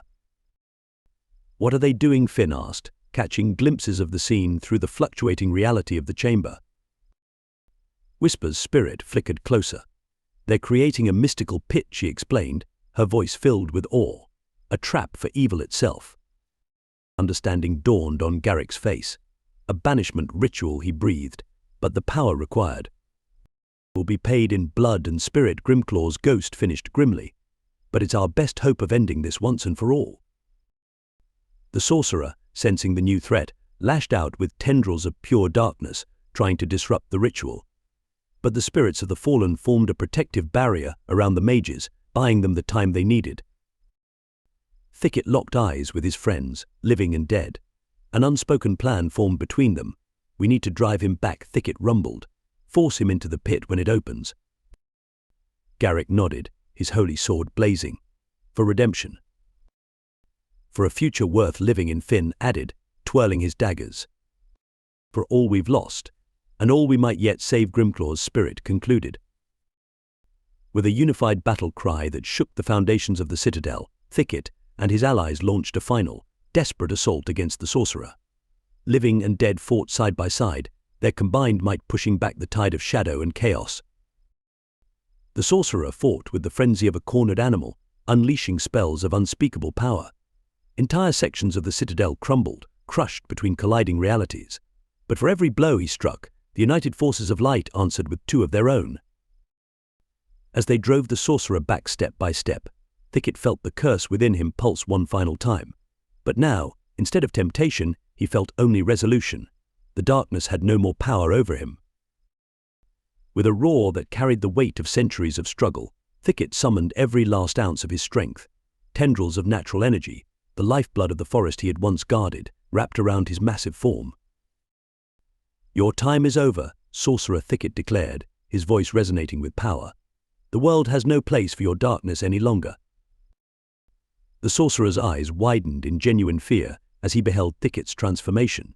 No longer a cursed monster, nor purely the forest guardian he had once been, Thicket had become something new, a perfect balance of nature's power and hard-won wisdom. As Thicket prepared to strike the final blow, the air behind the sorcerer shimmered and tore. The mystical pit yawned open, a vortex of purifying energy that pulled at the very fabric of evil itself. The chamber trembled on the brink of chaos, reality itself fraying at the edges as the mystical pit yawned wide. Thicket, blazing with the combined power of nature and his own indomitable will, faced the sorcerer across the gulf of swirling energies. "It's over," Thicket declared, his voice carrying the weight of mountains and the whisper of leaves. "Surrender and face justice for your crimes." The sorcerer's form flickered, his confidence shattered, but his malevolence undiminished. "Never," he shrieked, his voice distorting as he drew upon the last vestiges of Shadow Realm power. "If I fall, I'll drag this entire world with me." With a gesture of cosmic malice, the sorcerer sent tendrils of pure void lashing out in all directions. Where they touched, matter simply ceased to exist, leaving behind holes in the fabric of reality itself. Garrick raised his holy shield, deflecting a tendril that would have erased Finn from existence. "We can't let this continue," he shouted over the maelstrom. "The world is literally coming apart." Thicket nodded grimly. There was only one path forward now. Gathering his power, he charged towards the sorcerer, dodging and weaving through the chaos. The sorcerer, seeing Thicket's approach, sneered. "Fool, you'll doom yourself as well." But Thicket was not alone in his charge. The spirits of the fallen rallied around him, creating a path through the destruction. Grimclaw's ghost flanked him, cackling with spectral glee. One last adventure, boss. As Thicket closed in, the sorcerer unleashed a final, desperate spell, a beam of pure annihilation that threatened to unmake everything it touched. But at the last moment, Whisper's spirit darted in front of Thicket, her ethereal form dispersing the blast. "Now, Thicket," she cried as her spirit faded. "End this." With a roar that shook the foundations of multiple realities, Thicket crashed into the sorcerer. His antlers, glowing with nature's power, pierced through the sorcerer's shadowy form. For a moment, everything seemed to freeze. Then, with a howl of rage and despair, the sorcerer began to implode, drawing in shadow and light alike. The mystical pit pulsed, sensing its prey. But the sorcerer had one last, spiteful act. As he felt himself being pulled towards oblivion, he lashed out, spectral claws sinking into Thicket's essence. "If I go," he snarled, "you're coming with me." Thicket struggled against the sorcerer's grip, feeling himself being pulled towards the pit. The curse within him, dormant but not gone, resonated with the pit's energy. For a terrifying moment, it seemed that both Thicket and the sorcerer would be cast into the abyss. Thicket Lyra's voice cut through the chaos. She had fought her way to the chamber, bow in hand, determination etched on her face. "Hold on." In a display of incredible marksmanship, Lyra loosed an arrow wreathed in pure light. It streaked across the chamber, severing the connection between Thicket and the sorcerer. The sorcerer, his last gambit foiled, fell screaming into the mystical pit. As he vanished, the swirling vortex of cosmic energy began to collapse, reality rushing in to fill the void. But the danger was not yet past. The backlash of collapsing realms threatened to tear the chamber, and everyone in it, apart. Garrick, seeing the danger, made a split-second decision. Invoking the highest powers of his faith, he slammed his holy sword into the ground, creating a bubble of protective energy around Thicket, Lyra, and Finn. "Garrick," no, Finn cried, realizing what his friend was doing. The paladin smiled sadly. "It's okay, my friend. This is what I was meant to do." As the chamber disintegrated around them, Garrick's form began to glow with holy light. "Remember me," he said softly, "and live well." With a final flash of radiance, Garrick poured every ounce of his being into the protective sphere, shielding his friends from the collapsing realities. When the light faded and the rumbling stopped, Thicket, Lyra, and Finn found themselves in the ruins of the citadel's heart. Of Garrick, there was no sign save for his holy sword, still embedded in the cracked stone floor. The mystical pit had vanished, taking the sorcerer with it. The oppressive aura of evil that had permeated the dungeon for centuries was gone, replaced by an almost painful emptiness. Finn stumbled over to Garrick's sword, falling to his knees beside it. "He's gone," the halfling whispered, tears streaming down his face. "They're all gone." Lyra placed a hand on Finn's shoulder, her own eyes glistening. "They died as heroes," she said softly. "Every one of them." Thicket, his form slowly shifting back to a balance between his original shape and the cursed one, surveyed the destruction around them. The cost had been unimaginably high, but the sorcerer was defeated, the curse broken, and the world saved from cosmic annihilation. As the dust settled, the survivors began to emerge from the ruins of the citadel. Out of the massive army that had begun the assault, only a handful remained. Their faces were etched with grief and exhaustion, but also with the dawning realization that they had won. Thicket looked at Lyra and Finn, the last of his close companions. "It's over," he said, his voice heavy with emotion. "We've won our freedom, but the price." Lyra nodded solemnly. The price was high, but they didn't die in vain. Now it's up to us to make sure their sacrifice means something. As the survivors gathered around them, looking to Thicket and his friends for guidance, the weight of the future settled upon their shoulders. The sorcerer was gone, but the world they had saved was wounded, changed. The real work of healing, of rebuilding, was just beginning. Thicket straightened, feeling the mantle of leadership settle upon him once more. "Come," he said to the assembled survivors. "We have a new world to build, one worthy of those we've lost." As they made their way out of the ruined citadel, the first rays of dawn broke over the horizon. A new day was beginning for Thicket, for his friends, and for the world they had nearly lost and fought so hard to save. Dawn broke over a changed world. The sorcerer's citadel, once a looming monument to evil, now lay in ruins. Smoke rose from the shattered stones, and the air was thick with the acrid smell of spent magic and the metallic tang of blood. Thicket stood atop a hill overlooking the battlefield, his form a mixture of his original majestic stag shape and the more monstrous features he had gained during his curse. Around him gathered the survivors, a mere fraction of the army that had marched on the citadel just days before. Lyra approached, her quiver empty, her armor battered and stained. "We've finished the count," she said softly, her voice heavy with exhaustion and grief. Thicket nodded, bracing himself. "How many?" "Out of the thousands that marched with us, only about 300 remain," Lyra replied, her eyes glistening with unshed tears. "We've lost so many."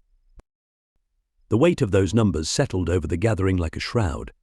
Thicket looked out over the faces of the survivors, humans, elves, dwarves, and former dungeon denizens alike. All bore the haunted look of those who had stared into the abyss and only narrowly escaped its grasp. Finn joined them, his usual cheerful demeanor subdued. "What do we do now?" the halfling asked, looking up at Thicket with a mix of hope and uncertainty. Thicket was silent for a long moment, feeling the eyes of the survivors upon him. The mantle of leadership sat heavily on his shoulders, but he knew he couldn't shirk this responsibility. Now he began, his deep voice carrying across the gathering, "We honor our fallen. We tend to our wounded. And then we begin the long process of healing not just our bodies, but our world." As the day wore on, the survivors worked tirelessly. Makeshift memorials were erected, bearing the names of those lost in the battle. The wounded were tended to, their injuries a stark reminder of the price paid for victory. Thicket moved among them, offering words of comfort where he could, lending his strength to those who needed it most. But with each passing hour, he felt a growing pull, a call he hadn't heard in centuries. As the sun began to set, casting long shadows across the ruined landscape, Thicket found Lyra and Finn by Garrick's memorial. The paladin's holy sword stood upright in the earth, a beacon of light in the gathering dusk. "I can feel it," Thicket said quietly, joining his friends in their vigil.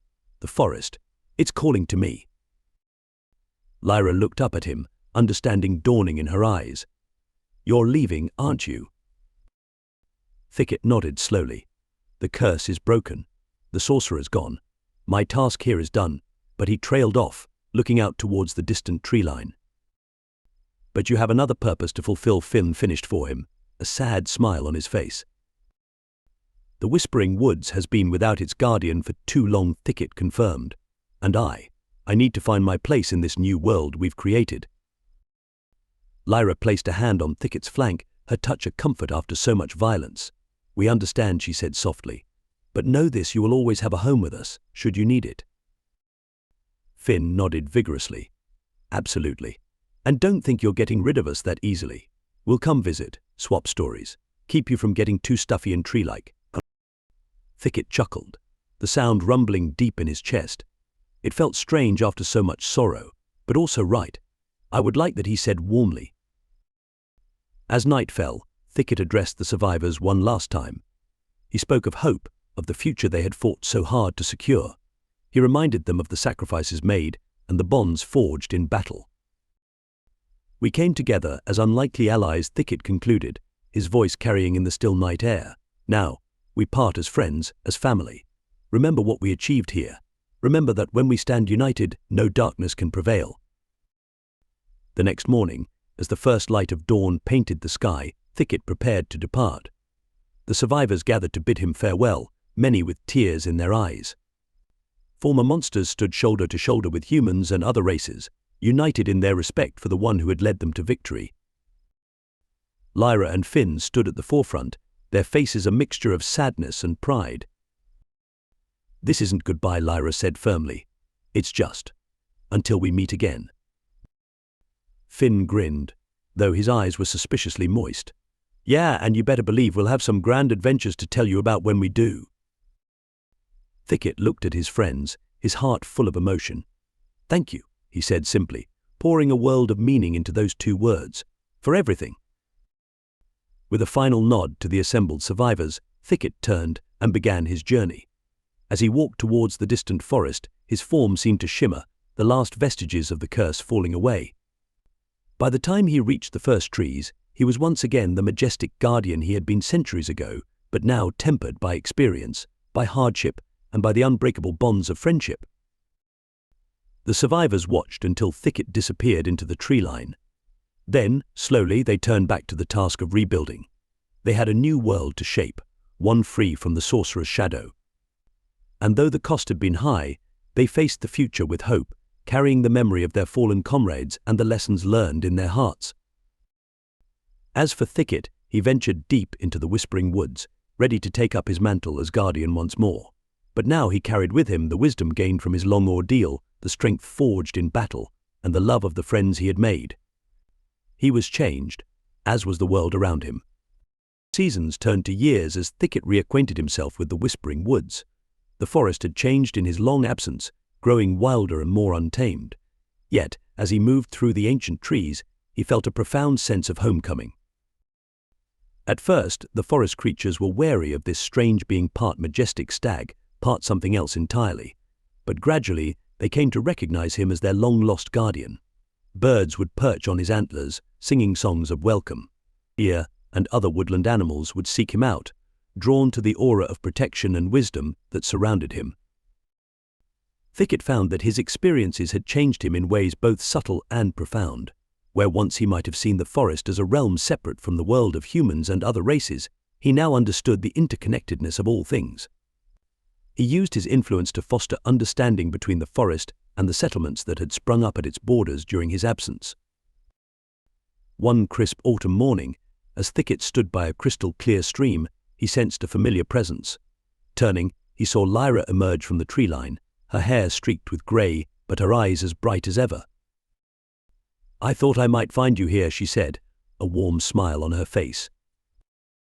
Thicket's heart swelled with joy at the sight of his old friend. "Lyra," he rumbled, moving to greet her. "It's been too long." They spent the day catching up, Lyra sharing tales of the world beyond the forest. She spoke of the rebuilding efforts, of new alliances forged between races that had once been enemies. The world was healing, slowly but surely, And Finn, Thicket asked, a note of concern in his voice. Lyra's smile turned bittersweet. "Still getting into trouble, last I heard. He's been traveling, spreading the tale of our battle. You've become quite the legend, you know."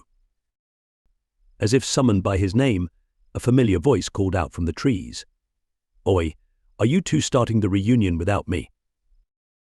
Finn stepped into the clearing, older but still spry, a grin splitting his face.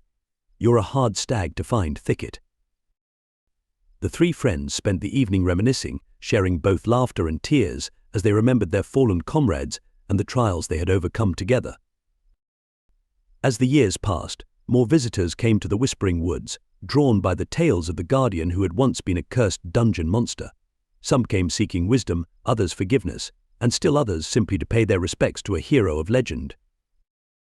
Thicket welcomed them all, sharing the lessons he had learned about redemption, unity, and the power of friendship. He found that in teaching others, he continued to heal his own lingering wounds. One day, a young forest spirit approached Thicket, her form shimmering with untamed magical energy. "Great guardian," she said, her voice like rustling leaves, "will you teach me? I wish to protect the forest as you do." Thicket looked at the young spirit, seeing in her the same earnest desire to do good that he had once possessed, but he also saw the potential for the same mistakes he had made. "Come," he said gently, "walk with me. Let me tell you a story of a forest guardian who became a monster, and then found his way back to the light with the help of unlikely friends. As they walked deeper into the woods, Thicket began to share his tale. He spoke of the importance of understanding the world beyond the forest, of the strength found in diversity, and of the courage it takes to face one's own darkness. Remember, he told his young apprentice, our greatest strength lies not in our power, but in our connections to others. The forest is not separate from the world, it is a part of it, as are we all. As twilight fell and fireflies began to dance among the trees, Thicket looked out over his domain. The whispering woods thrummed with life, and beyond its borders he could sense the bustling energy of the settlements that had grown and prospered in the years since the great battle. He thought of Garrick's sacrifice, of Grimclaw's loyalty, of all those who had fought and fallen to create this peaceful world. Their memory lived on, not just in stories, but in the very fabric of the society they had helped to build. Thicket's form shimmered in the fading light, the scars of his past visible but no longer defining him. He was neither fully the innocent guardian he had once been, nor the cursed monster he had feared becoming. He was something new, a being tempered by hardship, enriched by friendship, and dedicated to nurturing the delicate balance between all living things. As night fell and the stars emerged, Thicket raised his voice in a song of gratitude for second chances, for unlikely friendships, and for the endless possibility of redemption. The whispering woods took up the song, carrying it on the wind to lands far beyond the forest's edge. And in distant taverns and cozy homes, those who heard the ethereal melody felt a stirring in their hearts, a reminder of the battles fought, the sacrifices made, and the enduring power of hope in the face of darkness. Thank you so very much for listening to this story. I thoroughly hope that you enjoyed it.